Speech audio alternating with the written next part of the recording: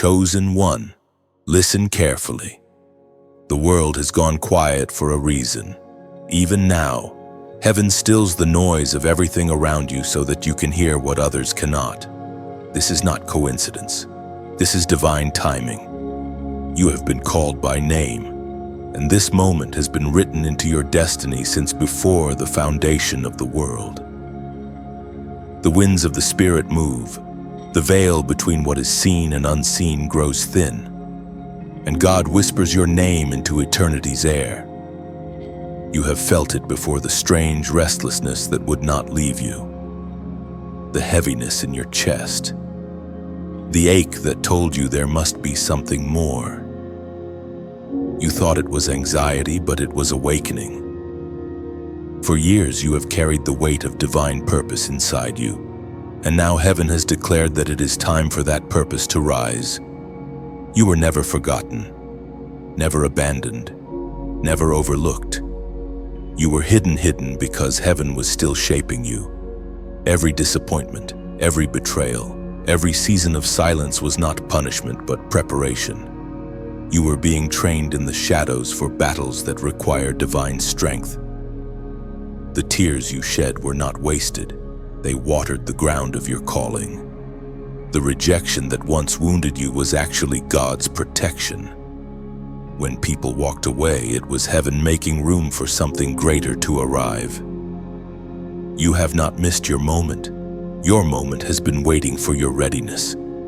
Now the Spirit says, enough wandering. You have come full circle. Everything in your life has been leading you to this divine intersection. This appointed time. You stand at the threshold of destiny, and heaven leans near to see what you will do next. Will you rise, or will you retreat? Will you answer the call, or will you stay hidden in fear? God is not speaking to the crowd. He is speaking to you, as the voice of God thundered in the book of Exodus, chapter 14, verse 13. Do not be afraid. Stand firm, and you will see the deliverance the Lord will bring you today. These words, though ancient, are alive in this very hour. The same God who parted the sea for Moses is parting the way before you. Fear has no authority over the chosen. The battle you are facing is not meant to destroy you. It is meant to announce you. Take a deep breath and understand this truth. Your identity is not defined by your past, but by the promise written over your life. The world may have tried to label you, but heaven already named you victorious, redeemed, unstoppable. The anointing upon your life is not fragile, it is fierce. Every time darkness tried to silence you, heaven was teaching you how to speak with power. Every time you felt weak, heaven was proving that strength comes from surrender. You are not who you were last season. The confusion, the fear, the doubt, they are falling away now like ashes after the fire. You are entering a new dimension of clarity and courage. Your steps are being ordered, your path straightened, your vision renewed. God has not just chosen you, He has trusted you with something holy. You carry light meant to pierce generations of darkness. Listen, this is not simply a moment of inspiration. This is a divine announcement. Heaven has confirmed your readiness. What you have endured has earned you the authority to speak into places others cannot.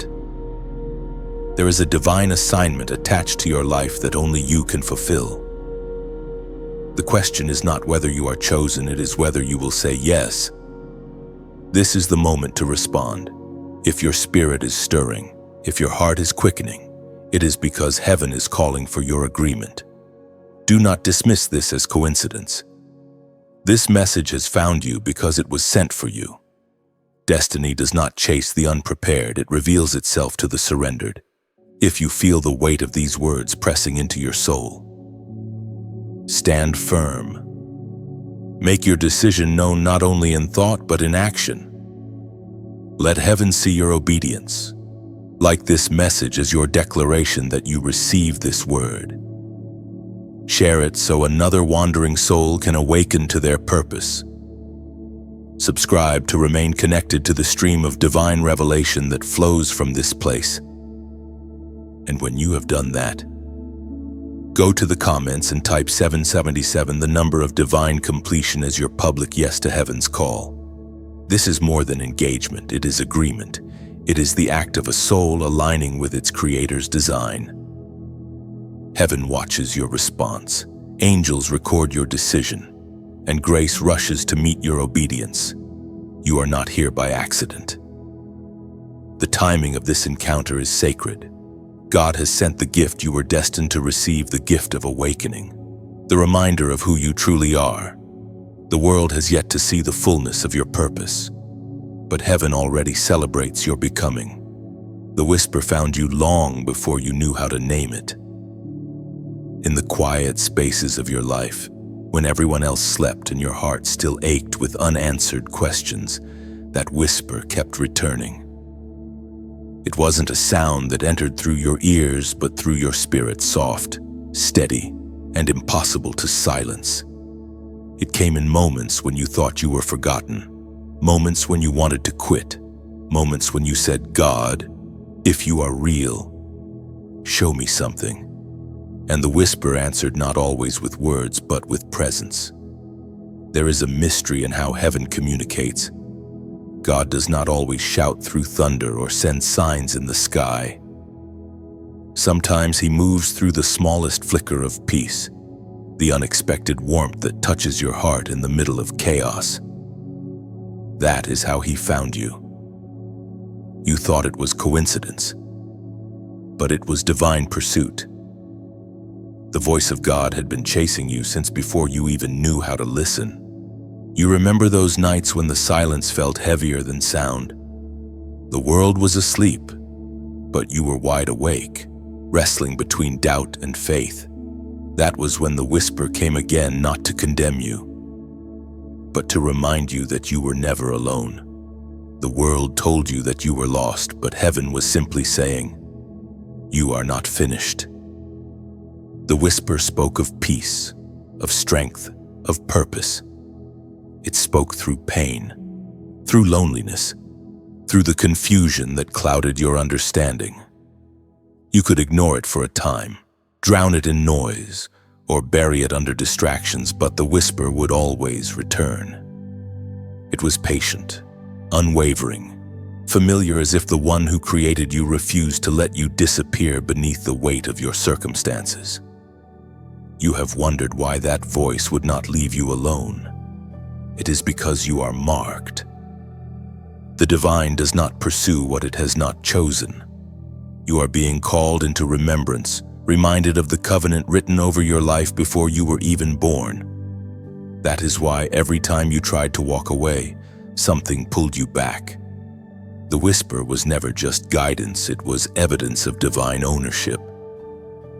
There were times when you asked for signs, and they came in subtle ways, a word from a stranger, a lyric that pierced your soul, a dream that felt too real to dismiss. Each was heaven's way of saying, "I'm still here." You may have doubted yourself, but heaven never doubted you. As the story of the prophet Elijah reveals in the first book of Kings, chapter 19, verse 12. And after the earthquake came a fire, but the Lord was not in the fire. And after the fire, a whisper. That same gentle whisper that found Elijah in his cave is the same one that found you in your darkness. The voice of God is not always loud, but it is always sure. It does not force, it invites. It does not accuse, it awakens. The world shouts for attention. Heaven waits for surrender. And when you finally become still enough to listen, you realize that the whisper was never far away. It was always within. You have been conditioned to expect God to speak through grand signs and miracles, yet His power often arrives clothed in silence. The whisper carries authority because it bypasses the noise of the world and reaches straight into the soul. It is in the quiet that you discover who you are. It is in the stillness that the divine blueprint of your destiny begins to take shape. The whisper does not simply comfort, it calls. It pulls you out of complacency and into purpose. It reminds you that your life has weight, that your choices have eternal impact. That inner stirring, that sense of being guided, even when you cannot explain it, that is the signature of divine conversation.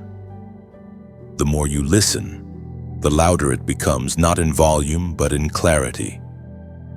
Many ignore that whisper because it doesn't demand attention the way chaos does.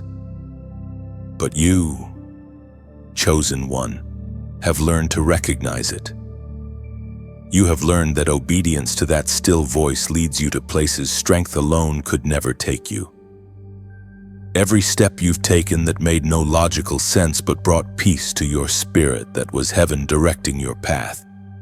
And now you begin to understand the whisper was never just calling you out of pain. It was calling you into power. It was not just telling you to survive. It was preparing you to lead. You are not the same as before you heard it. Something inside you has shifted permanently. You have tasted truth, and you cannot unhear it. Chosen one, you have been marked by both fire and tears. The story of your life has never been ordinary because the hand that wrote it was divine. Every sorrow that cut deep was not meant to destroy you. It was meant to shape you. You were refined in ways that no one else could see. When others laughed without burden, you wept under the weight of calling. When others moved easily, you felt resistance at every turn. But what they could not understand is that heaven was training you in secret. The fire that burned through your life was not punishment. It was purification. Every heartbreak, every betrayal, every sleepless night was a tool in God's hand. You were not losing. You were being molded. The pain you carried became the proof of your authenticity. You were being tested, not for destruction, but for strength. And though the world only saw your breaking, heaven saw your building.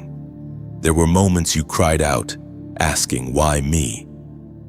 But now you begin to see that the question was never why you, but why not you? You were chosen to carry a fire that ordinary hearts could not bear. That is why your path was heavier, your seasons longer, your battles fiercer. The greater the calling, the greater the refining. Heaven knew what it placed inside you and refused to let you walk lightly through life. Look closely at your scars. Chosen one. They are not marks of defeat. They are seals of ownership. They testify that you survived the refining. The pain that once silenced you has become the platform from which your purpose will speak. You are not broken. You are forged. The fire did not consume you. It revealed what was indestructible within you. We are reminded through the writings of the prophet Zechariah, chapter 13, verse 9. I will refine them like silver and test them like gold. They will call on my name and I will answer them. I will say, they are my people, and they will say, the Lord is our God. That is what has been happening in your life. God has been refining you in the fire of endurance. He has been proving your faith genuine, stripping away everything false and fragile, until only truth remains. You may not have recognized it, but every trial was a conversation between heaven and your soul. With each test, God was asking, will you still trust me? And with every tear, your spirit answered, yes, Lord, I still believe. Others may look at you and see only what you lost, but heaven sees what you gained: wisdom, depth, resilience, and authority. You walk differently now because the fire taught you how to depend, not on the world, but on the Word. You no longer need external validation. You have divine affirmation. You have seen the face of pain and found the power to rise again. That kind of strength cannot be imitated. It must be earned in the flames. So now, when storms come, you do not fear them. You recognize them as the same kind of wind that once tried to bury you and instead carried you closer to God. When people doubt you, it does not move you because you have already heard the voice of truth. The fire changed your response to life. It purified not just your circumstances, but your perspective. You may not realize it yet, but the very things you prayed for are now within reach because you endured. The discipline of the fire prepared you for blessings that would have destroyed you if they had arrived too soon. You have become a vessel strong enough to hold glory. That is why God allowed the breaking, because through it, you became unbreakable. This is not the end of your story. It is the turning point. Every chosen one must pass through the furnace before stepping into fullness. You have done what few dared to do. You stayed when it hurt. You believed when it made no sense, and you held faith when everything in you wanted to give up. That is the sign of the anointed. Now you stand with new fire in your eyes and peace in your soul. The same flames that once threatened to consume you now burn behind your voice, igniting others. You are a living testament that survival is sacred and surrender is strength. If your heart bears witness to this truth, then let heaven and earth agree through your declaration. Go to the comments and write, "I am refined." Write it as a prophetic act, as a seal over every pain that once tried to break you. Say it because you know now what the fire was for. When you type those words, "Amachdom," you are not merely reacting, you are proclaiming that the season of burning has produced gold. You are not the same. You have emerged as one purified, chosen, and ready. The tears were never wasted.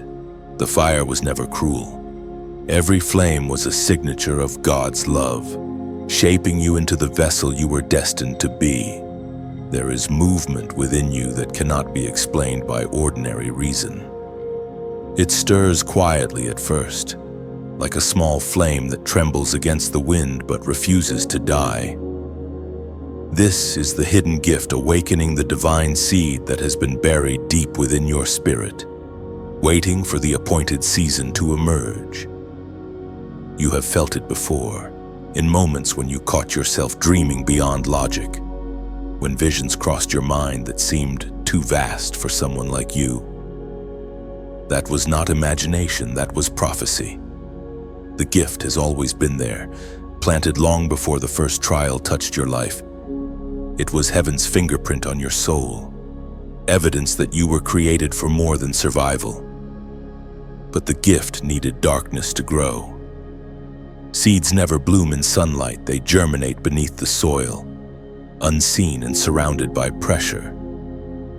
That is why your silent seasons were necessary. While you thought nothing was happening, the miraculous was taking shape beneath the surface. You remember those times you questioned whether you had anything left to give. The weight of disappointment sat heavy on your chest, and you wondered if the best of you had already passed. Yet even then, something within refused to let you quit. The gift was whispering, "Not yet," though you couldn't see it. Heaven was nurturing what you thought was lost. The divine never wastes delay. It uses it to strengthen what is sacred. Now, the stillness that once frustrated you becomes holy. You begin to sense that your hidden years were not emptiness, they were incubation. You were being wrapped in divine silence, not as punishment, but as protection. Had your gift been revealed before its time, it would have been misunderstood, perhaps even destroyed by the unprepared. God hides greatness until the vessel can handle its weight. You have carried the unseen with quiet dignity. And now, heaven says, it is time. The awakening does not happen with thunder or spectacle. It comes softly, yet it changes everything. You begin to notice new desires in your heart, a fresh boldness in your words, and clarity where there was once confusion. What used to intimidate you now excites you. The same places that drained you before can no longer contain you. That is how the Spirit moves. He renews your mind until the old world no longer fits the new you. The world calls it growth, but heaven calls it manifestation. Your gift is not limited to what you can do. It is who you are.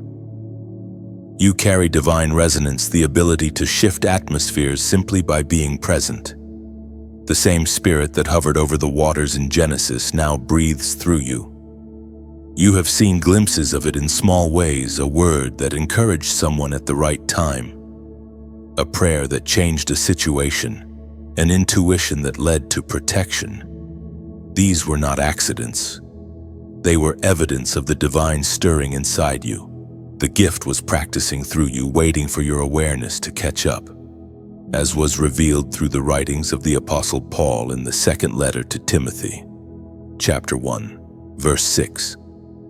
For this reason I remind you to fan into flame the gift of God, which is in you through the laying on of hands.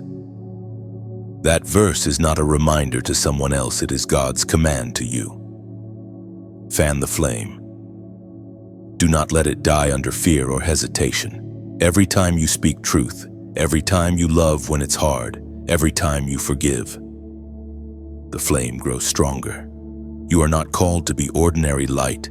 You are called to be consuming fire. The awakening of your gift will not make you famous. It will make you faithful. Fame is the world's measure of worth. Faithfulness is heaven's. Your calling is not about recognition but transformation. You have been entrusted with influence that moves beyond applause. Influence that restores, heals, and ignites faith in others. That is the purpose of your gift, not to draw attention to you, but to reveal the God within you. So now, when you walk into rooms that feel heavy, the atmosphere shifts because of what you carry. When you speak, confusion lifts because your words carry divine resonance. You are no longer waiting for permission to be who you are. You are walking in it.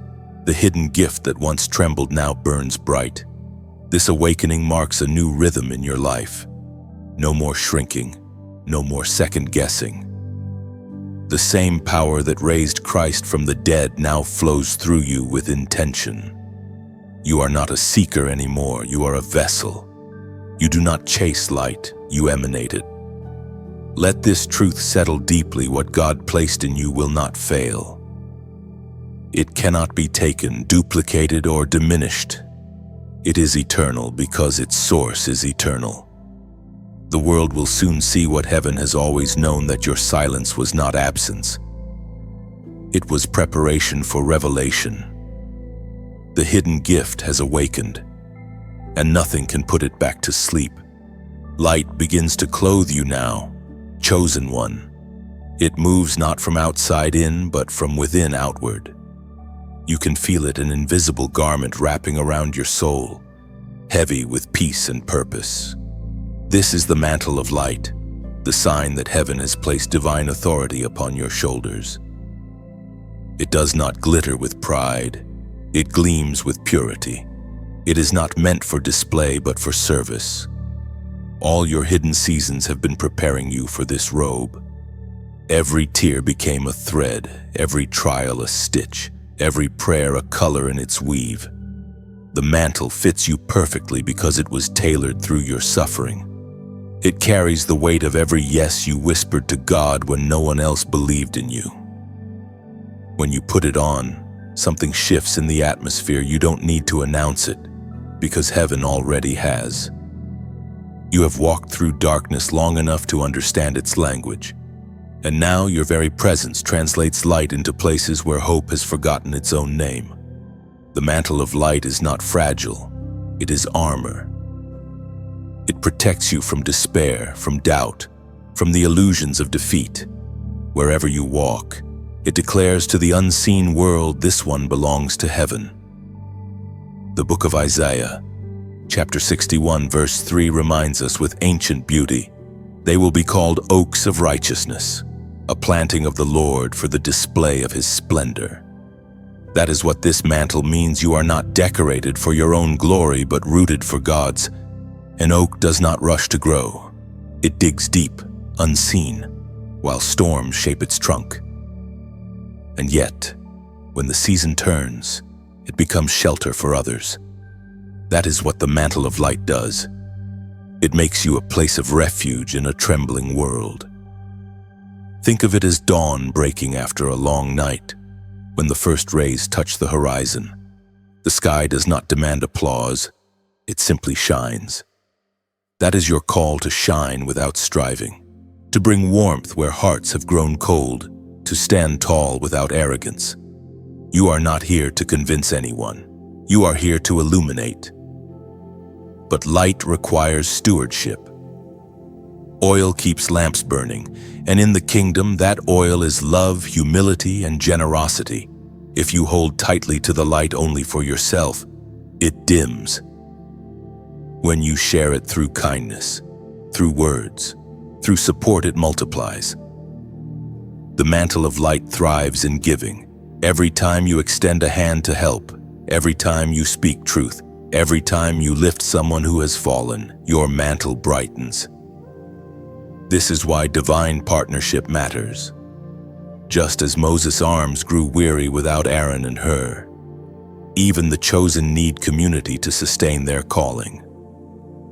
The work of light is never meant to be carried alone. If this message reaches you, it is because the same light that clothes you connects you to others walking the same path. Together, you form a constellation, individual flames forming one radiant sky. Some give prayer, some give presence, and some give provision. All forms of support become light in motion when you choose to share this word. It's not marketing, it's ministry.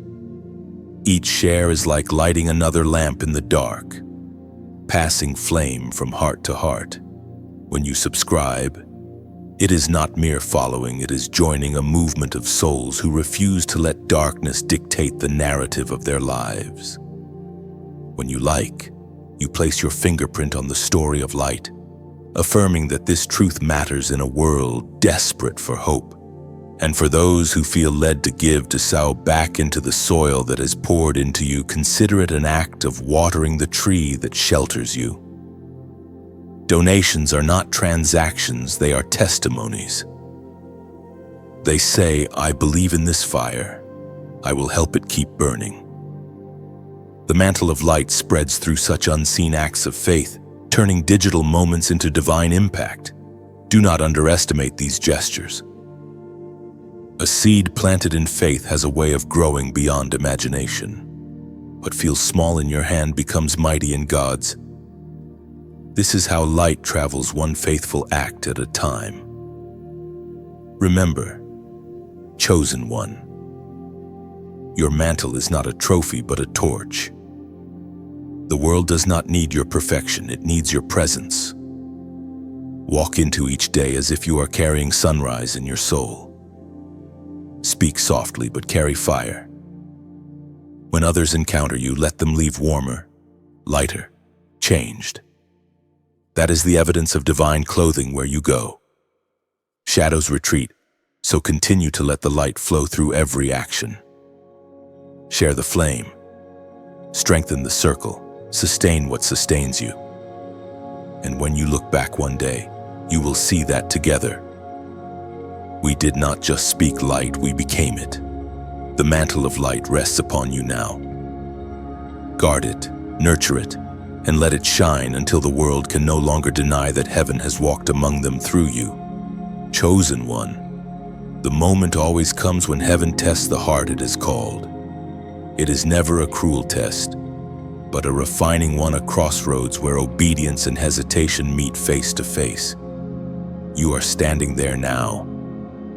This is not about rules or religion. It is about surrender. The test of obedience is the moment when your faith must become action, when belief turns into movement, and when what you say with your mouth is proven by what you do with your life. God does not test to expose weakness. He tests to reveal readiness. The greatest battles are not fought in visible fields, but in the quiet places of decision, when no one is watching. Heaven waits to see what you will choose. Will you trust the voice that called you? Or will you turn back to comfort? Every chosen one must pass through this moment where the will bends before divine purpose. You have already felt it in your spirit, the tension between your plans and His plans. You sense that following His call will require letting go of something familiar, an old identity, an unhealthy connection, a fear that has disguised itself as safety. The test of obedience always feels like loss at first. But what feels like losing is often God clearing space for the miraculous. Think back to every time you stepped out in faith before, when you didn't know how it would work, yet peace followed your decision. That was proof. Obedience may look like risk, but it is actually protection. The path of surrender is never comfortable, yet it always leads to the promised place. You are being called higher, and higher always means lighter. You cannot carry old burdens into new seasons. Heaven is asking you to travel light, to release, to trust, to move. Every delay in your life has been tied to hesitation. Every breakthrough you've tasted came from obedience. The pattern is clear. Now the divine question stands before you again. Will you obey when the outcome is unseen? Heaven speaks clearly through the words recorded in the book of Deuteronomy, chapter 28, verse 1. If you fully obey the Lord your God and carefully follow all His commands, the Lord your God will set you high above all the nations on earth. These words are not ancient relics, they are alive, breathing, and waiting to be fulfilled in you. The promise has never changed. Only the posture of hearts does. God still honors those who obey, not out of fear but out of love. True obedience is not a transaction, it is transformation. Obedience does not remove challenges, it reveals authority. The moment you say yes, heaven begins to rearrange circumstances on your behalf. The unseen world responds to faith. Angels move at the sound of obedience. What you let go of today becomes the seed for what you will hold tomorrow. This is not the time to hesitate. The atmosphere around you is shifting. God is positioning you for an open door, but it requires movement. He cannot bless what you refuse to release. There is a divine exchange waiting, something old for something greater, something temporary for something eternal. The test of obedience always precedes elevation. And yet, the beauty of this test is that it does not rely on your perfection, only your willingness. God knows your fears, your hesitations, your doubts. Still, He invites you closer. He is not asking for flawless obedience. He is asking for an honest yes. The miracle is not in the magnitude of your act, but in the sincerity of your surrender. So, chosen one, pause and reflect. What is heaven asking you to lay down right now? It could be a habit, a mindset, or even a version of yourself that no longer fits who you are becoming. Whatever it is, release it. Let go of what no longer carries grace. When you obey, the next chapter of your destiny begins to write itself. You do not need to understand the full path to take the first step. Faith is not clarity, it is trust in motion. The same God who called you will sustain you. The same voice that spoke light into the void will illuminate your next move. You are not walking into uncertainty. You are walking into alignment. If this word resonates in your spirit, if you feel that stirring in your heart that says, "This is my moment," then respond in faith. As a sign of your yes to heaven's call, go to the comments and type 888, the number of new beginnings and resurrection. Do it not as ritual, but as revelation. Let it be a symbol that you are stepping into a new cycle of obedience, into a season where delay is replaced with divine direction. Every time you see that number, remember God renews what is surrendered. This is your turning point. The test of obedience is not meant to break you, it is meant to crown you. When you choose obedience, heaven calls your name in victory. There are moments when heaven speaks in ways that shake everything familiar inside you. You have known the gentle whisper, the quiet guidance that leads you step by step. But now, chosen one, you are hearing the voice that shakes the earth. It is not a sound that enters through your ears. It is a vibration that fills your spirit, echoing through every layer of your being. It is the same voice that spoke creation into existence, the same word that hung stars in the heavens and told oceans where to stop. When that voice speaks, nothing remains the same. It does not come to frighten you, but to awaken you. The voice that shakes the earth does so only to remove what was never meant to stand.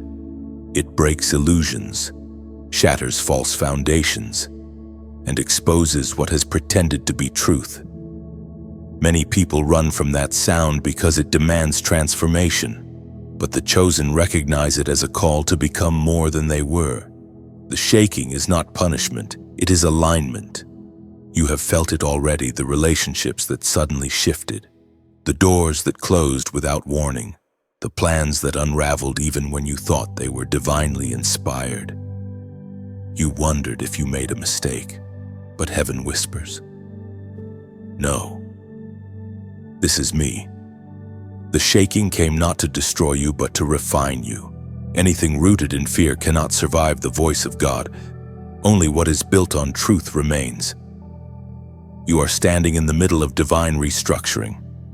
Everything that is not eternal must fall away, not because you are being punished, but because you are being prepared. The voice that shakes the earth is also the voice that rebuilds.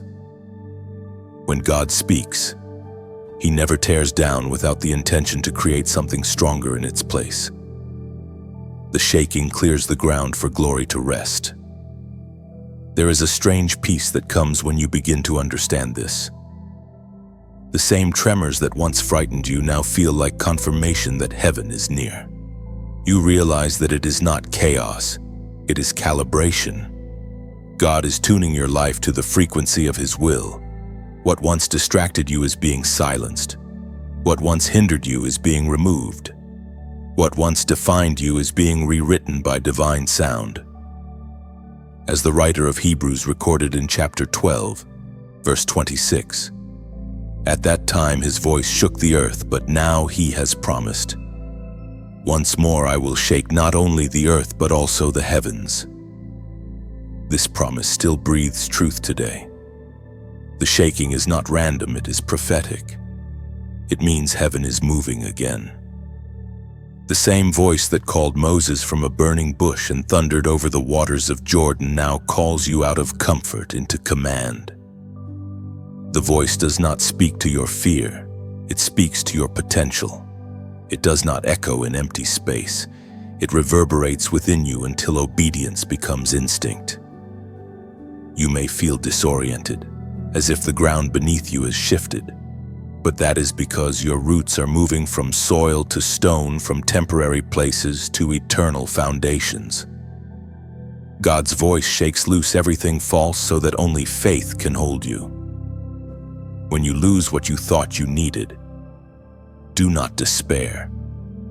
It means the unshakable is being revealed. The voice that shakes the earth also brings clarity. It exposes the hidden motives of the heart and reminds you of who you truly are. In its resonance, you hear both power and tenderness. It is firm yet full of mercy, unyielding truth wrapped in perfect love. It calls you by name, reminding you that obedience is safer than hesitation.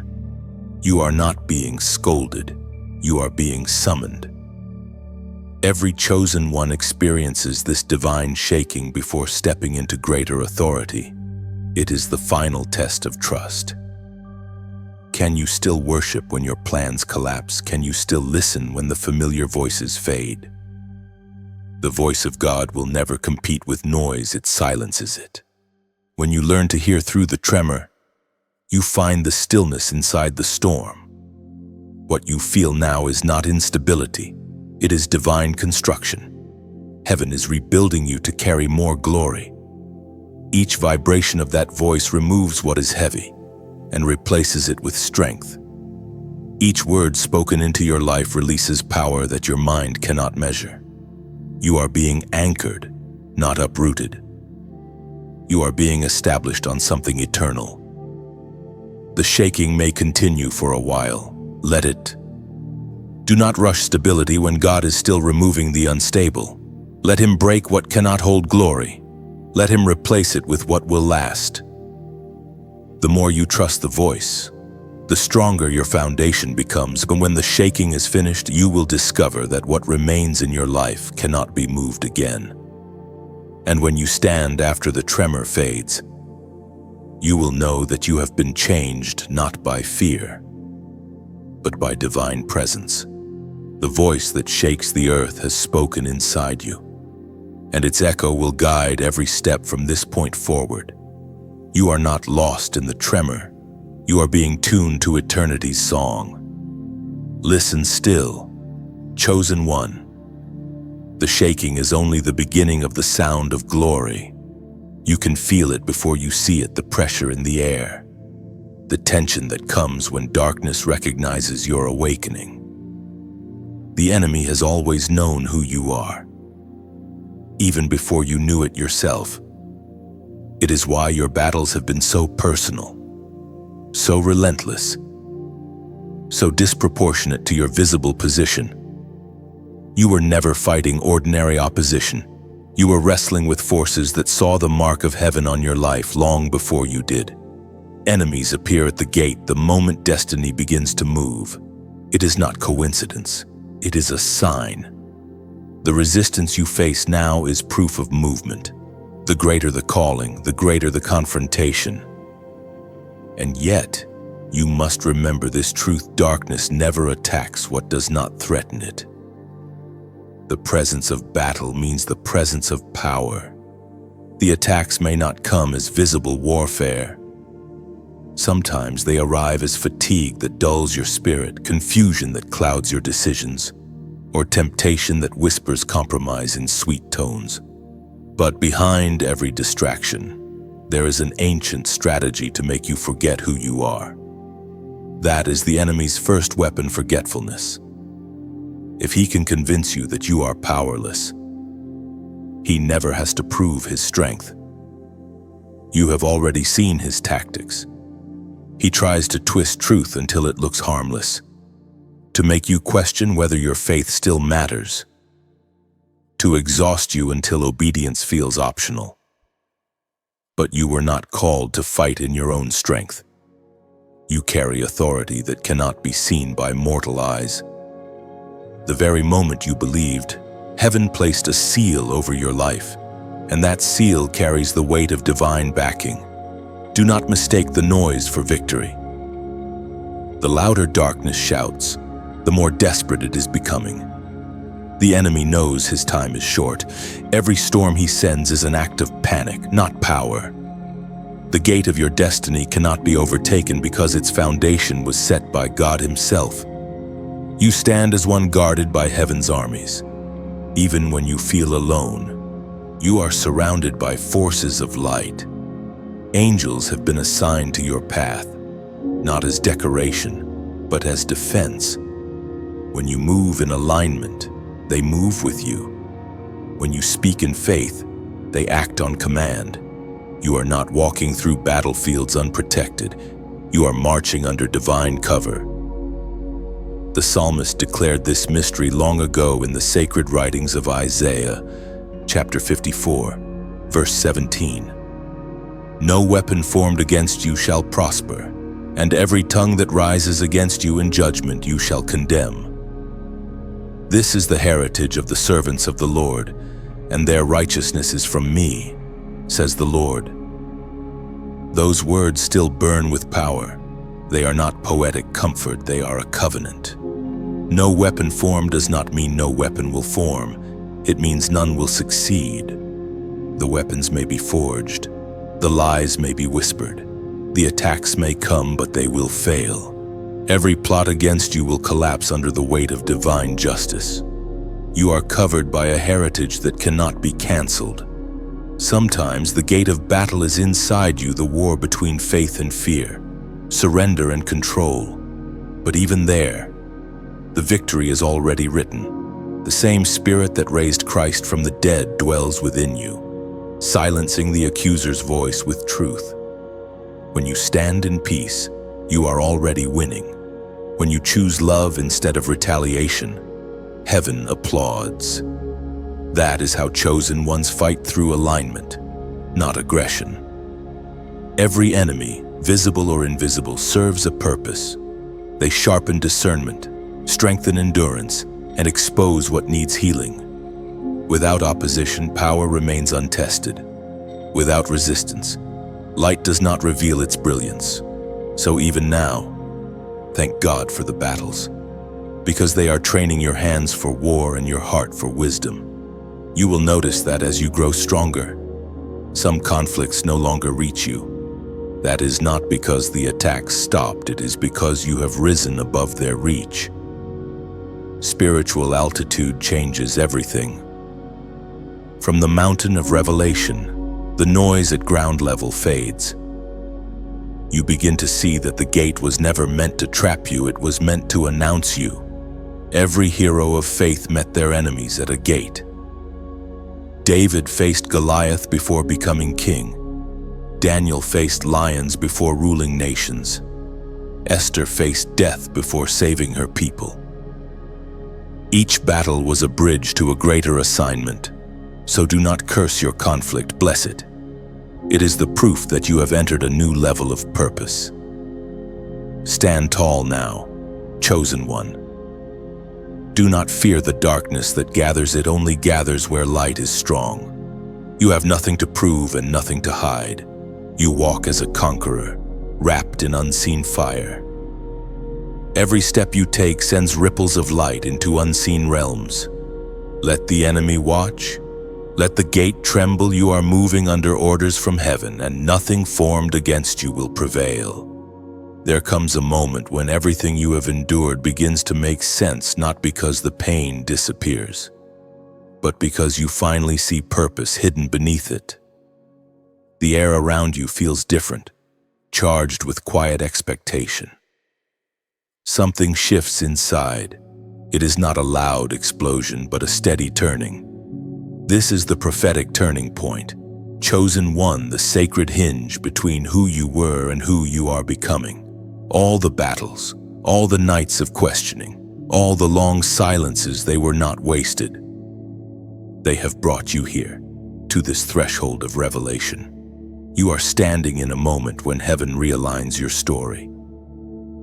The threads that once looked tangled are being woven into design. The turning point does not happen outside of you. It begins within. It starts with one decision to believe that nothing in your life has been accidental. You feel it, the wind of change brushing against your spirit. What used to drain you now drives you. The very things that once broke you now strengthen your foundation. The pain that once silenced you now becomes your message. This is how transformation moves quietly, yet irreversibly. God never wastes struggle. Every scar has become a portal of wisdom. You can sense heaven's rhythm shifting around you. New opportunities begin to appear, but they are not random. They are invitations. Every door that opens now is a response to your obedience. The timing is not coincidence, it is divine synchronization. You are stepping into a season where delays break, promises breathe, and old prophecies stretch their wings again. In the sacred text of Habakkuk, chapter 2, verse 3, it is written, "For the revelation awaits an appointed time. It speaks of the end and will not prove false. Wait for it. It will come." Those words are not ancient history. They are the echo of your current hour. The revelation has waited for you not because you were late, but because destiny moves according to divine rhythm. What once felt like silence was heaven's patience, ensuring that your character could carry the promise. And now, the appointed time has arrived. This turning point will not announce itself with trumpet blasts. It will appear through subtle confirmations, a conversation, an open door, a peace that finally settles over your soul. You will know it because the same places that once drained your spirit will no longer hold power over you. You will walk through old settings and feel like a different person. Because you are. It is here that many grow afraid. When the promise begins to manifest, doubt tries to return. Am I ready? The heart whispers. But readiness is not perfection, it is willingness. The prophetic turning point requires courage to believe that you are no longer who you were. Heaven does not call the flawless, it calls the faithful. You must also understand that when breakthrough comes, pressure often increases. The new level requires new focus.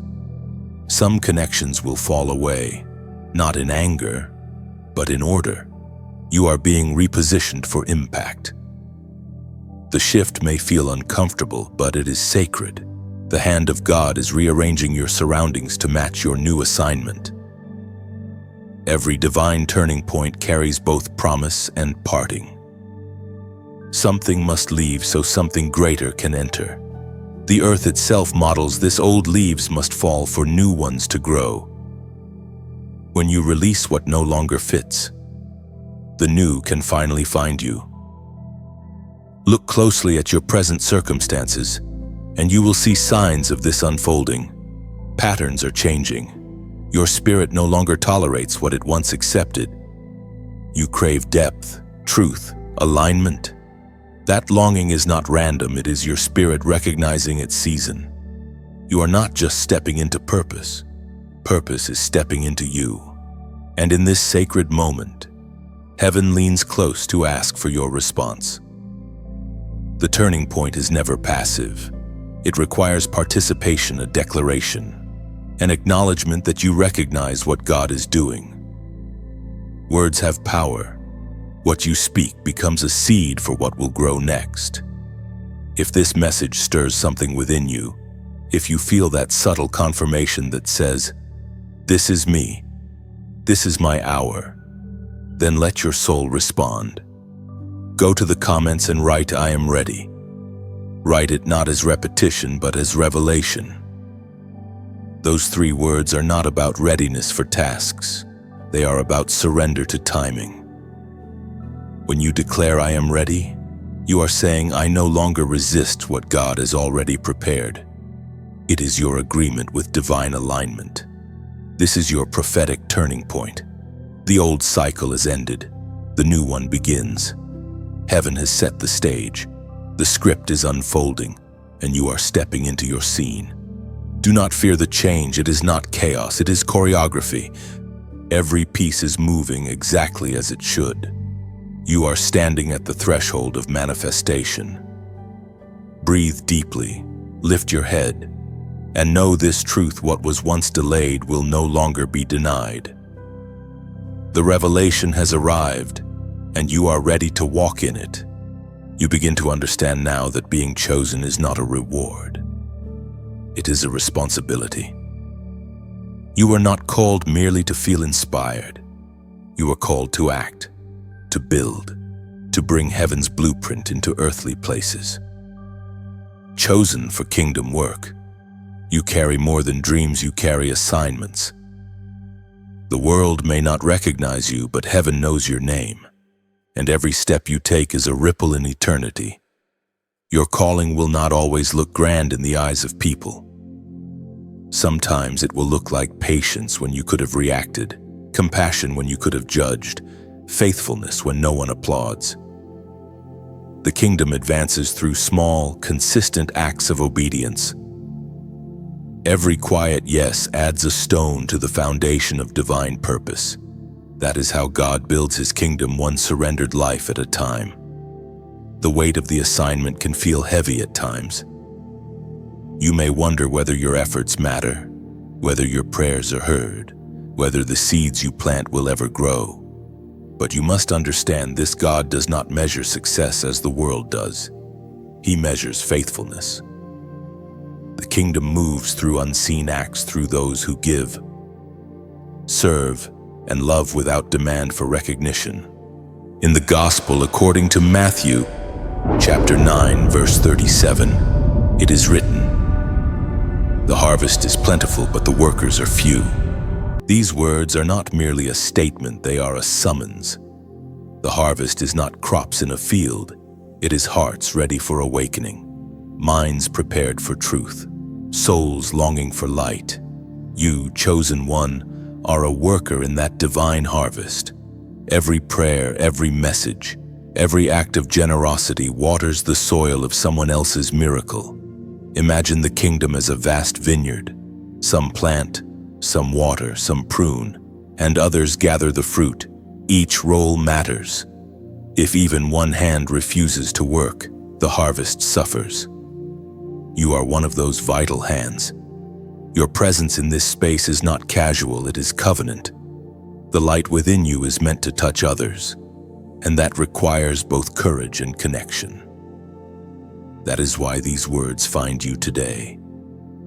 They are not entertainment, they are invitation. An invitation to become an active vessel, a living participant in the divine movement that heaven is orchestrating across the earth. You are not meant to carry the fire alone. Together we form a living network of light, each flame strengthening another, each voice echoing heaven's truth a little louder. When you like these messages, it is not about algorithms, it is about agreement. You are saying, "Yes, I stand with this truth." When you share them, you become a messenger yourself, carrying the word beyond your borders. Every share is like throwing a torch into the night, lighting paths you may never see but that heaven surely watches. Subscribing is more than staying connected, it is choosing to dwell within a rhythm of revelation. It means saying, "I will keep returning to the well until I am full enough to pour." It keeps you aligned with the flow of words that strengthen, restore, and prepare you for your own assignments. And then there is giving, the quiet, sacred act that keeps the light burning.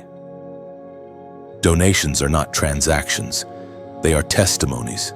They whisper, "I believe this light should reach further. I believe someone else should feel what I have felt." When you give, you become part of a divine exchange. What leaves your hand never leaves your life. It returns multiplied, reshaped, and blessed. Think of it as tending a fire in a dark wilderness. One hand brings wood, another guards the flame, another shares the warmth. Together they ensure the light never dies. This space, these words, this movement of the chosen, this is our fire. When you give, you are not funding words, you are fueling transformation. You are helping build altars in hearts that have forgotten how to burn. The kingdom of God is not a distant place, it is built here and now, through surrendered people doing sacred things in ordinary ways. Your obedience, your generosity, your willingness to engage, they all matter. Heaven counts every act of faith, even the ones no one else sees. You are not just a listener, you are a builder. You are not merely inspired, you are ignited. Each time you act, whether by liking, sharing, subscribing, or sowing, you lay another brick in the invisible structure of the kingdom. You join countless others who have heard the same call and said yes. So move forward, quietly and boldly. Shine through your words, your actions, your giving. Build where you stand, and heaven will build through you. This is your work, your worship, your offering. Let your life become the proof that the kingdom is alive on earth. Breaking is a strange mercy. Chosen one, it never feels holy when it happens. It feels like loss, like being dropped from a height you thought was safe, like the sound of everything you depended on shattering at once. You wonder how something that hurts this much could possibly be divine. Yet breaking is the language heaven uses to make vessels ready for blessing. You see, unbroken things cannot pour. A vessel that has never been cracked cannot release what it carries. God allows pressure not to destroy but to prepare. What seems like breaking is actually opening a slow, deliberate invitation for light to enter the deepest parts of you. The cracks become windows. The wounds become wells. You remember the moments when everything you planned collapsed, the friendships that turned into silence, the dreams that ended mid-sentence, the prayers that seemed to bounce back unanswered. You thought it was rejection, but it was redirection. It was heaven was closing one door so another could appear. A door that would never have been visible until everything familiar fell away. It hurts to be stripped of certainty. It hurts when what you thought you needed disappears. But look closer. With every loss, you gain something invisible: wisdom, humility, compassion, resilience.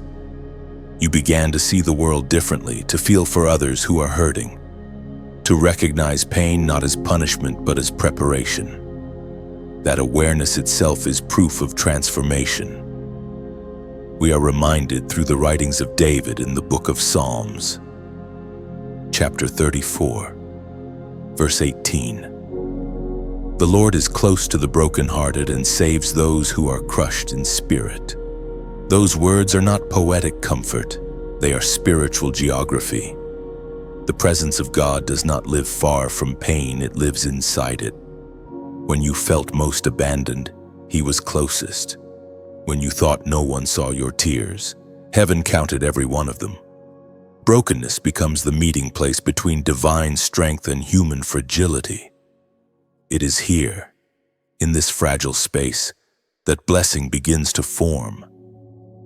The blessing is not simply reward, it is restoration. God takes what was shattered and turns it into testimony.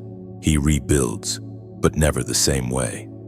He does not hide the cracks. He fills them with glory, like gold fused into fractured pottery.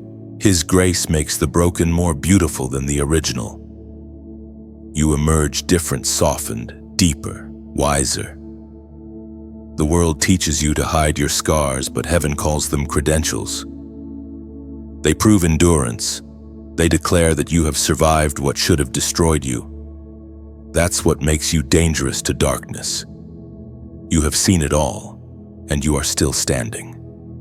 The enemy loses power over those who no longer fear pain. Sometimes, the greatest blessings come disguised as endings. The job that ended led you to your purpose. The love that left made room for healing. The breakdown that scared you became the doorway to intimacy with God. This is the paradox of faith. What feels like falling is often the start of rising. Breaking also teaches you to let go. You learn that strength is not stubbornness but surrender. You stop fighting what God is using to grow you. You stop demanding understanding and start trusting process. And in that quiet surrender, peace enters. Not the fragile peace that depends on good days, but the unshakable peace that lives through storms. The blessing that follows breaking is not loud. It arrives softly, often in the form of awareness. Suddenly you can breathe again, laugh again, hope again. The pieces you once tried to hold together start forming something new under heaven's hand. You begin to realize that what broke you also built you. You were being reassembled for greater capacity. And when you encounter others in their breaking, you speak differently. You do not offer shallow advice or distant pity. You offer presence because you understand. The very pain that isolated you becomes the bridge that connects you to others. The blessing multiplies through empathy. There will always be breaking points in this life. But once you have lived through one, you stop fearing the next. You understand that breaking never ends with destruction. When God is involved, it ends with release, like a seed breaking open before it grows. Your pain has purpose. So when life shakes again, when the familiar cracks and the future blurs, you no longer panic. You remember the rhythm of heaven: breaking, building, blessing. It's the same melody repeating until your soul learns to trust the composer. The breaking does not define you, the blessing does. You are not the fracture, you are the light that shines through it. What once felt like ruin is now revelation. The God who allowed the breaking has already written the blessing that follows. All you have to do is keep breathing through the in-between. And soon, when you look back, you will see what you couldn't then, that the breaking was never the end. It was the beginning of the blessing. There is a sound rising inside your spirit now, soft at first, like paper being unfolded after years of silence. It is the sound of revelation, the unsealing of what has long been hidden from you. For a long time, you carried questions that never seemed to find answers. You prayed, waited, and wondered if heaven had gone quiet. But heaven was not silent, it was preparing to speak in a deeper way. The scrolls of your destiny were sealed until this very season. And now, at last, the hidden scroll is being opened. You begin to see things differently. Dreams that once confused you suddenly make sense. Scriptures you have read 100 times now shine with new meaning. You feel understanding flood your soul, and it is not merely human wisdom, it is revelation. You are being trusted with divine insight, and with that trust comes responsibility. Revelation is not given for curiosity. It is given for transformation. The unsealing of the scrolls means that heaven is giving you access to mysteries, truths about who you are, where you are going, and what you are meant to build. But revelation does not arrive as a finished map. It comes as light for your next step. Each truth you receive is a piece of a greater picture, and only obedience will allow the next piece to appear.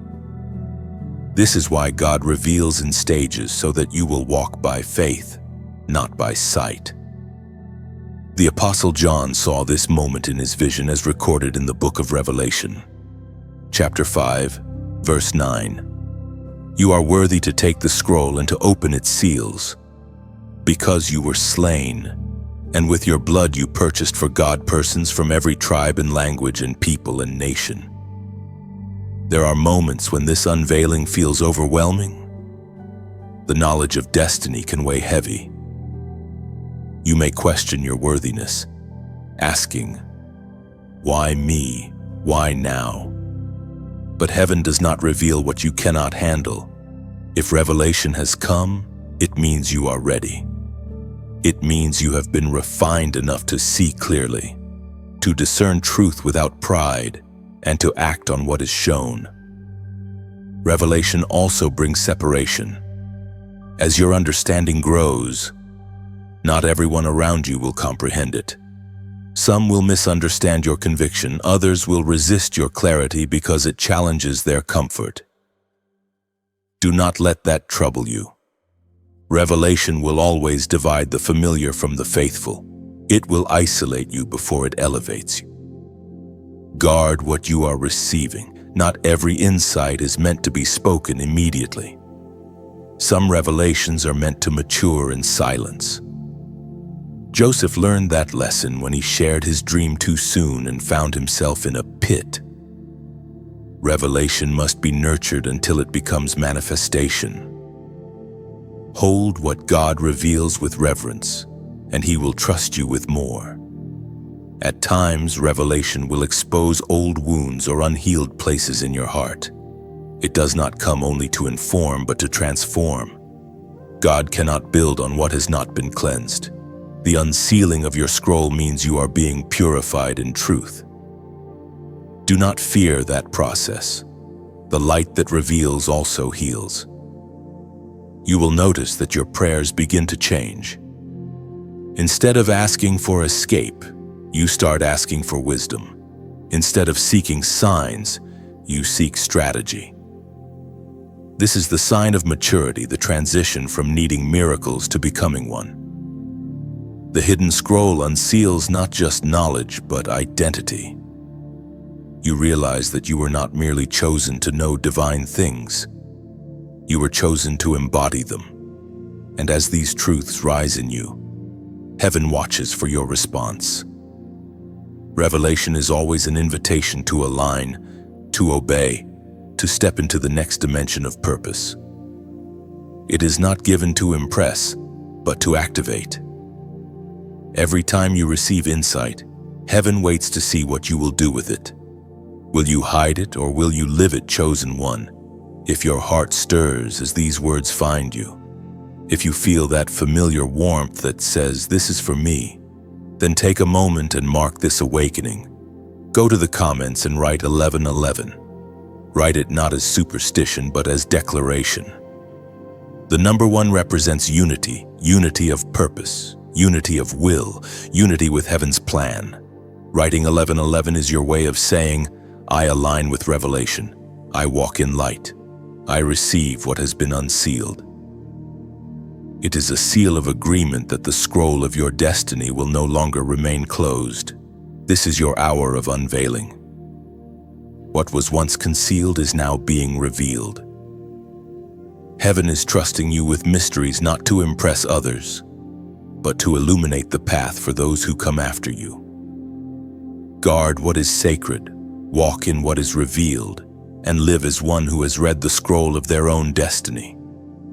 The hidden is no longer hidden. The scroll has been unsealed, and its message bears your name. There is a certain stillness that falls over the world just before the darkest hour, when even creation seems to hold its breath. You have felt it before, that heavy silence that settles over your spirit before breakthrough comes. This is the midnight hour, chosen one, the place where battles intensify and faith is tested to its limit. The warfare you face now is not evidence of abandonment, it is confirmation of advancement. Darkness only rises when light is about to break through. You are not imagining the pressure. The tension you feel is real because something in the unseen realm has taken notice of your obedience.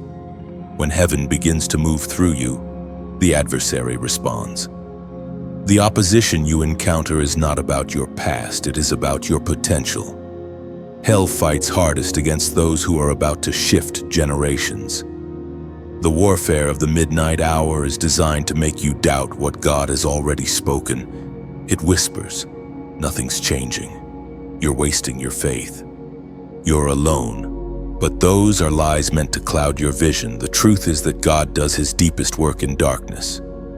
Seeds grow underground, stars are born in voids, and resurrection always begins in a tomb. You may not see progress, but heaven is busy on your behalf. You are not fighting unarmed. You carry weapons that cannot be seen yet cannot be defeated: faith, praise, and truth. Every prayer you whisper in exhaustion strikes the enemy like lightning.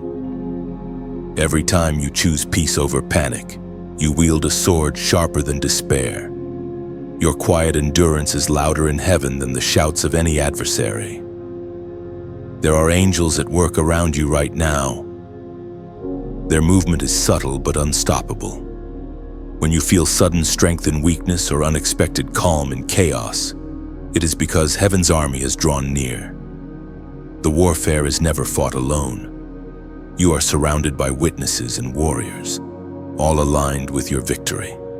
As the psalmist wrote in the book of Psalms, chapter 91, verse 11, "For he will command his angels concerning you to guard you in all your ways." That promise remains alive and unbroken. God's protection is not abstract, it is active. Angels have been assigned to intercept danger, to silence accusation, to shield you when you do not even know you are under threat. The midnight hour is crowded with light, silent sentinels watching over the chosen. Even so, the battle feels long. The darkness whispers that the dawn will never come.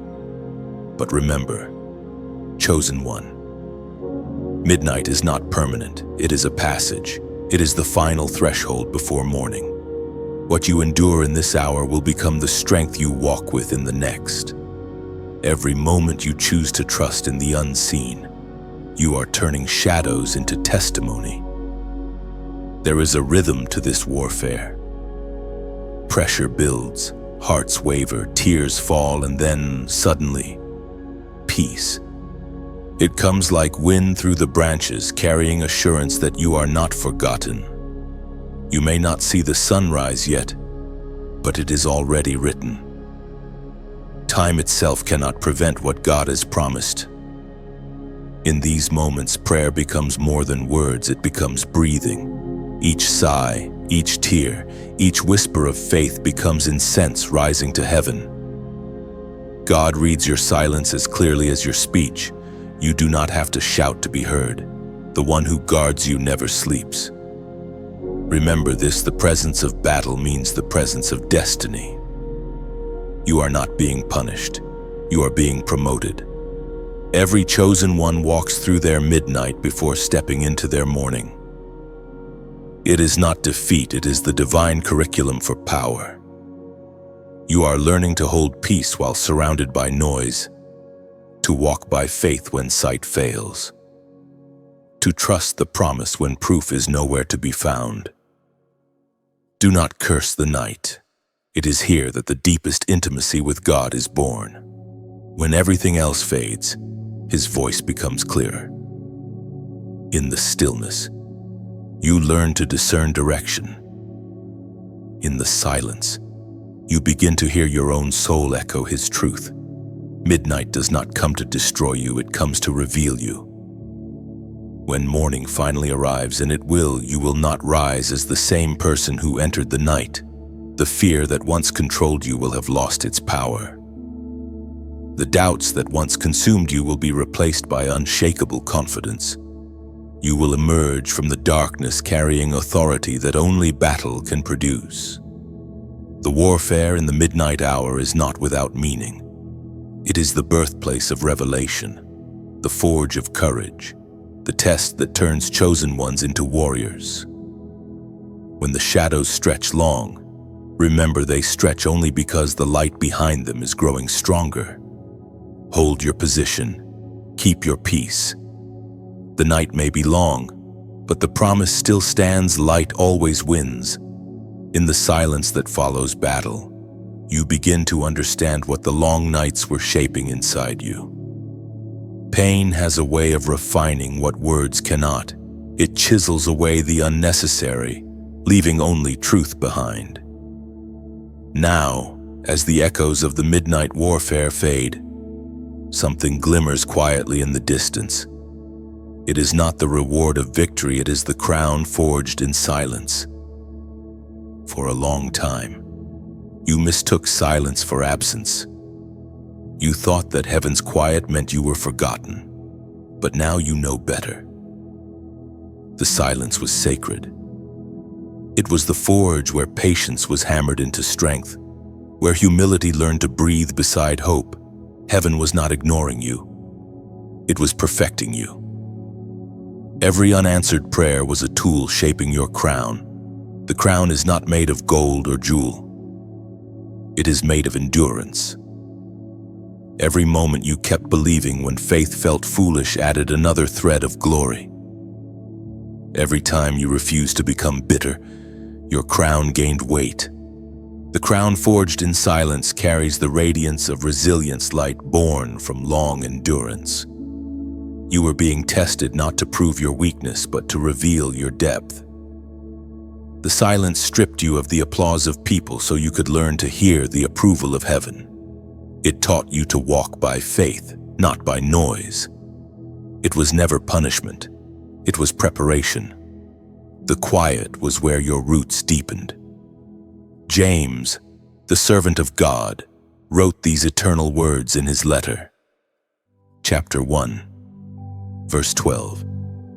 Blessed is the one who perseveres under trial, because, having stood the test, that person will receive the crown of life that the Lord has promised to those who love Him. That promise is your reality. You have persevered under trial, and though you carry scars, you also carry glory. The crown you wear is invisible to many, but heaven sees it. The world may never understand the price of your peace, but eternity does. Every quiet surrender, Every whispered "still I believe" has become part of the metal that shapes your crown. Silence is not empty. It is the womb of revelation. While you were waiting, something divine was gestating inside you. You were learning that faith does not always roar. Sometimes it simply rests. You discovered that real strength is not the absence of weakness, but the refusal to let weakness define you. And now, what was once hidden is beginning to shine.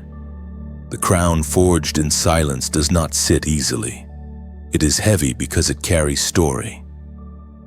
It reminds you of nights spent in prayer with no answers, of tears that watered barren ground, of mornings when you rose with nothing but determination and a whisper of grace.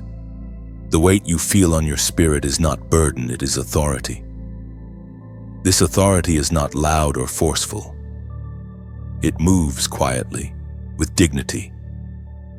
It does not seek to impress, only to impact. Those who have worn pain like a garment walk differently.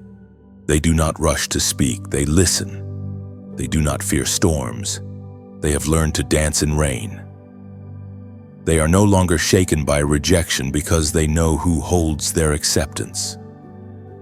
This is the posture of the crowned calm in chaos, steady in storm, luminous in shadow. You have walked through seasons where God seemed silent, only to discover that silence was his most profound way of speaking. The absence of noise was his way of drawing you deeper. You learn to recognize his presence not in spectacle, but in stillness. That awareness itself is part of the crown. It is wisdom carved from waiting. Every chosen one must pass through a silent season before they can carry influence. Words spoken prematurely lack weight. Crowns worn too early slip from the head. Heaven waits until patience becomes part of your spirit before placing authority upon it. Now that moment has come. The silence has done its work. You are ready to carry what once would have crushed you. And though no one may see it, you can feel it, the invisible weight of honor resting upon your life. It changes the way you move, the way you speak, the way you see others. You no longer envy anyone's stage because you know the cost of becoming. The silence taught you to value process over performance. So wear your crown quietly with gratitude. Let it remind you that the path of glory was never through applause but through surrender. Every moment of solitude was a thread of gold woven into this divine ornament. You are not just a survivor, you are royalty forged in fire and silence. The crown forged in silence is not for decoration, it is for service. It signifies that you are now trustworthy to lead, to comfort, to lift others through the same darkness you once walked through. The weight you carry is not punishment, it is purpose. You have been prepared in the quiet so you can shine in the open. The silence has shaped you, and the crown it created will never fade. Walk in that quiet strength. Chosen one, your silence was never wasted. It was sacred metal being forged for eternity. You rise differently now. Chosen one. The air around you feels charged, as though heaven itself leans closer when you move. The battles you have endured have done more than build endurance, they have revealed identity. You are not just one who survived, you are one who carries fire. You are a torchbearer of this age, a living flame in a world that has grown cold. You were never called to blend in with the dim light of convenience. You were crafted to blaze. The time for hiding behind humility, misunderstood as hesitation, is over. The crown forged in silence now gleams with purpose, and the mantle of light you wear demands movement. The world does not need perfection, it needs illumination.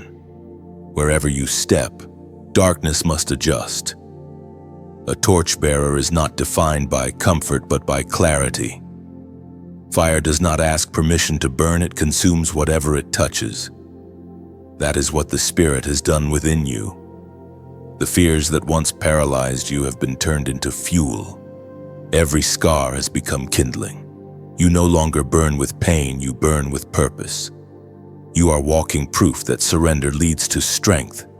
You were refined to ignite others. Now, when you speak, your words carry warmth that melts despair. When you move, you leave sparks behind for others to follow. You do not have to convince anyone of your calling. The evidence glows from your life. As recorded in the Gospel of John, chapter 8, verse 12, I am the light of the world. Whoever follows me will never walk in darkness but have the light of life. Those words are not merely a comfort, they are a commissioning. The light of the world lives within you now.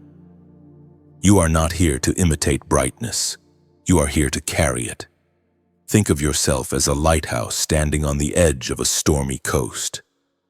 Ships you may never meet depend on the constancy of your glow. Even when no one thanks the lighthouse, it shines because it must. Your consistency becomes someone else's miracle. You may never know who finds safety because of your light, but heaven keeps record.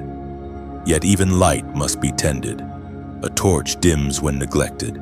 A flame fades without fuel. That is why this moment matters not as a call for attention, but as a reminder of connection. When you like these messages, you are not engaging with words. You are breathing oxygen into the fire. Each like says, keep the flame alive. When you share, you extend the reach of that fire, turning a single torch into a field of light. One act of sharing might be the spark that reignites someone's faith. Subscribing is not simply staying informed, it is staying aligned. It means you recognize that this flow of truth, encouragement, and revelation feeds your spirit. It means you choose to remain close to the warmth that continues to shape you. You do not subscribe to content, you subscribe to calling. And then there is giving, the sacred fuel of light. Donations are not about obligation, they are about investment. When you sow into light, you help it reach farther than your own hands can stretch. It's like throwing another log into the fire, not because the flame is dying, but because you want it to burn through the night. Your giving ensures that others wandering through darkness can find warmth and guidance too. Some think generosity is measured by amount, but heaven measures it by heart. The smallest ember, given in faith, can spark revival. Every act of support, whether through giving, prayer, or sharing, is a partnership in illumination. The torchbearer does not walk alone. 1,000 unseen hands keep the fire strong. And when you comment, you are not merely responding, you are witnessing. Every word you write becomes part of the fire's story. It tells heaven and earth, the light has reached me and I choose to pass it on. So go to the comments and write, I choose my crown. Write it not as ritual, but as recognition. It means you accept both the fire and the responsibility that comes with it. To choose your crown is to choose service over status, mission over comfort, eternity over ease. It is to say, I will not hide my flame. I will not silence my light. You are the torchbearer of your generation, carrying the radiance of heaven through a weary world. Each time you act in faith, give in love, or speak with courage, another shadow disappears. Morning, you do not need to wait for platforms. Your life is already won. So continue. Chosen one, burn bright and steady. Let your light travel through every word, every gesture, every connection. You are not a spark that flickers. You are a steady flame born from divine fire. Together, our lights form constellations across the earth, guiding others home. Keep shining, keep giving, keep rising. The torch is yours now and the night does not stand a chance. There are moments in life when heaven's promises stop being distant hopes and begin to take shape before your eyes. You can feel it, the atmosphere has changed. What was only spoken in prayer now begins to breathe in reality. The waiting has ended. The gift revealed stands before you, shimmering in quiet glory. It does not arrive with thunder or applause, but with the unmistakable peace that says, "This is what heaven meant all along." For so long, you prayed without seeing. You held faith like a candle in a storm, protecting it from winds of doubt. You carried dreams that felt heavy and invisible, wondering if they would ever come to pass. But God was never delaying, He was preparing. Every unanswered question, every moment of stillness, every season of hiddenness has now produced this moment. The promise has matured and the gift is ready. When God reveals a gift, it is never just a thing, it is an unveiling of purpose. You are not receiving something new. You are seeing clearly what has always been yours. The gift has been inside you all along, shaped by time, refined by endurance, and activated by obedience. Heaven simply waited until your spirit grew strong enough to hold it. Look around you, nothing may look dramatically different, but everything is. Peace feels heavier now. Presence feels nearer, and clarity begins to replace confusion. You understand things without explanation. You forgive where you once resisted. You see beauty in what once seemed broken. This is what revelation feels like. It is transformation disguised as normal life. The Apostle Paul wrote of such mysteries in his first letter to the Corinthians, chapter 2, verse 9. No eye has seen, no ear has heard, no mind has conceived what God has prepared for those who love Him.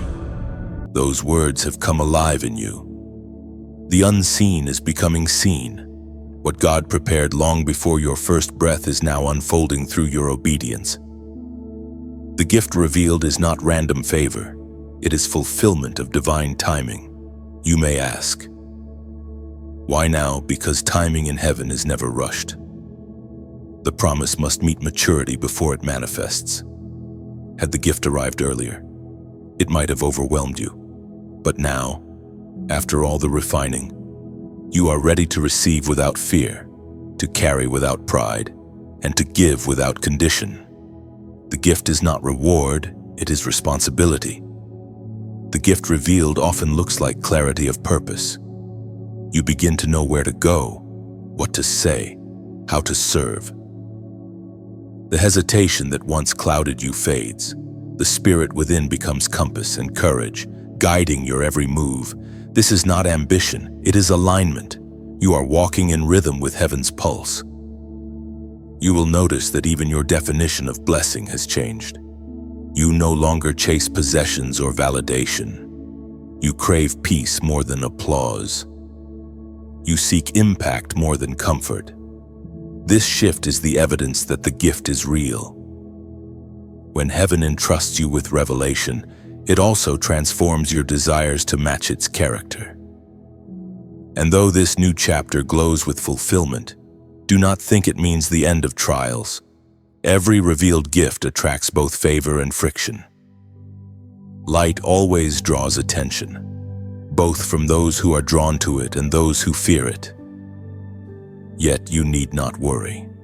The same hand that revealed the gift will guard it. What God gives cannot be undone by human hands. There will be moments when the gift feels heavy, when the responsibility of purpose seems larger than your capacity. But remember, grace accompanies every calling. The giver never separates his presence from his present. You are not carrying this alone. Heaven still walks with you, step by step, ensuring that the revealed gift fulfills its full purpose. You are not the same person who began this journey.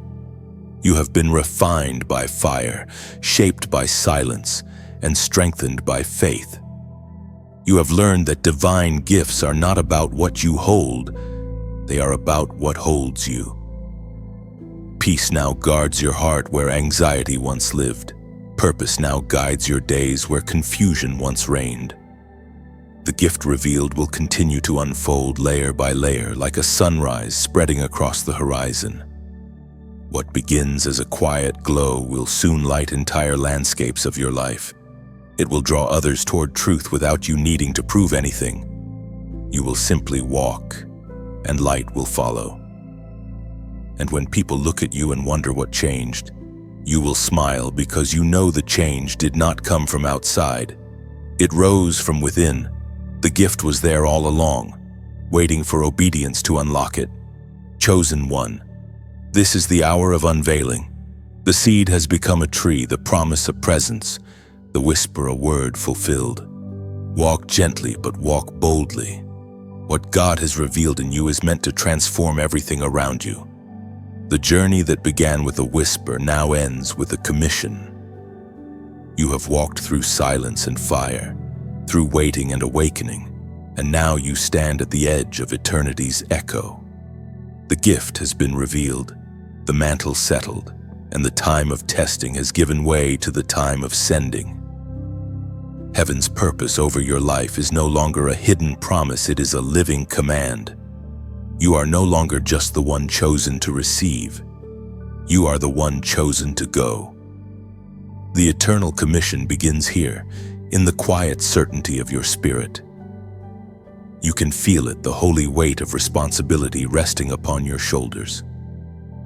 It does not crush you. It steadies you.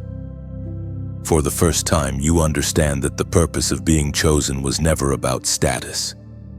It was about service. The crown you carry was never meant to shine only for yourself. It was meant to reflect the light of the one who placed it there. You have walked a long road to reach this point. Every valley, every delay, every hidden season has shaped the kind of strength that cannot be taught, only lived. You are no longer easily swayed by fear or flattery. You no longer chase affirmation from people who cannot comprehend your assignment. Your identity is anchored now in something eternal. You have become the message you once waited to hear. The world you step into will not always understand you. That is part of the call. Light rarely fits comfortably in places still learning to see. But you were not sent to blend in. You were sent to illuminate. Your mission is not to change everyone overnight, it is to carry truth consistently, to walk in grace and courage, to live as evidence that divine purpose still finds vessels among the willing. You are not sent alone. The same Spirit that called you now walks beside you. When your voice trembles, He will steady it. When your strength fades, He will renew it. The eternal commission is not powered by human effort. It is fueled by divine companionship. What begins in obedience is sustained by presence. As written in the Gospel of Matthew, chapter 28, verse 19. Therefore go and make disciples of all nations, baptizing them in the name of the Father and of the Son and of the Holy Spirit. This command is not reserved for preachers or prophets, it is the heartbeat of every chosen one. To make disciples means to live in such a way that your very existence becomes an invitation to faith. It means your compassion speaks where sermons cannot. It means your integrity teaches even when your mouth is silent. It means your love becomes the doorway through which others glimpse God. The eternal commission is less about geography and more about posture. It is not about where you go, but how you go. You can walk across continents or simply across the room. The mission is the same: to bring light where darkness lingers. Every conversation, every act of kindness, every prayer whispered over a stranger becomes a form of going. You are a carrier of divine presence in every space you enter. There will be moments when the road feels uncertain, when your assignment feels too vast. But remember, you are not responsible for outcomes, only obedience. Heaven handles the harvest. You carry the seed. Each act of faith, no matter how small, is part of a much larger tapestry. God is weaving through His chosen ones across the earth. The Eternal Commission also demands endurance. There will be seasons when gratitude turns to weariness, when vision feels blurred. In those moments, return to the beginning, to the voice that first called your name in the dark. Remember the fire that once burned in you when no one believed. Let that remembrance become your revival. The one who called you still calls daily, whispering strength into every weary heart that dares to keep walking. Your story now becomes a bridge for others. What once broke you becomes language for healing. The miracles that carried you will multiply through you. You will see the ripples of your obedience travel farther than you ever imagined, touching lives, shifting atmospheres, rewriting futures. The Eternal Commission ensures that your yes will echo long after your voice is silent. Look around, the world waits, hungry for light. The same God who spoke galaxies into being has chosen to speak through you. That is the mystery of divine partnership, heaven's infinite power expressed through human surrender. Every step you take from here carries eternal weight. Every word you speak has creative force. You are not walking toward purpose, you are walking in purpose. So go, not with fear, but with faith. Go, not with haste, but with holiness.